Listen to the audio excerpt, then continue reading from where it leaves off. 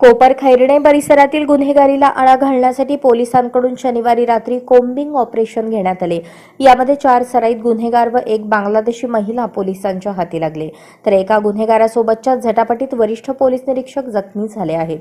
कोपर खैरणे परिसरात सातत्याने गुन्हेगारी कृत्ये घडत आहेत। गल्लीबोळा टोळ्या तयार झाल्या असून त्यांच्यातही आपापसात हाणामारीच्या घटना घडत आहेत।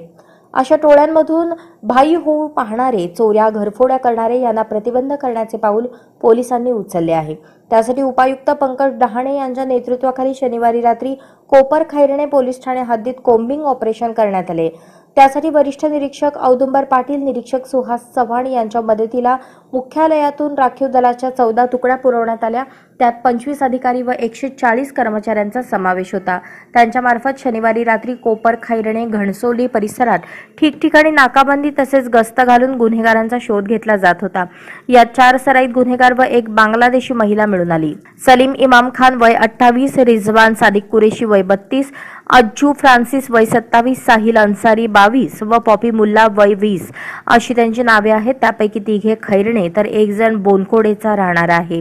सलीम याच्यावर घरफोडीचे 17 गुन्हे दाखल आहेत, मात्र अनेक दिवसांपासून तो पोलिसांना चकमा देत होता। तर साहिल याच्यावरही चोरीचे गुन्हे दाखल आहेत। त्याच्याकडून चोरीचे 4 मोबाईल मिळून आले। खैरणे गावात कुलसुम इमारतीमध्ये पॉपी मुल्ला ही बांगलादेशी महिला मिळून आली असून तिचे 2 नातेवाईक अंधारात पळून गेले। कोपर खैरणे सेक्टर 5 येथील मार्गाने वरिष्ठ निरीक्षक औदुंबर पाटील सहकाऱ्यांसह गस्त घालत असताना पारसिक बँकेसमोर दुचाकीवर उभ्या असलेल्या तरुणावर संशय आला। त्याचवेळी दुचाकीवरील तरुण त्याच्याकडील कोयता काढण्याच्या तयारीत असतानाच त्याची नजर पोलिसांच्या गाडीवर पडली।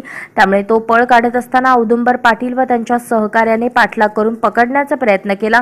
यावेळी पाटील यांनी त्याच्याकडील कोयता हिसकावला असता झटापटीत पाटील जखमी झाले। संशयित गुन्हेगार पळून जाण्यात यशस्वी झाला।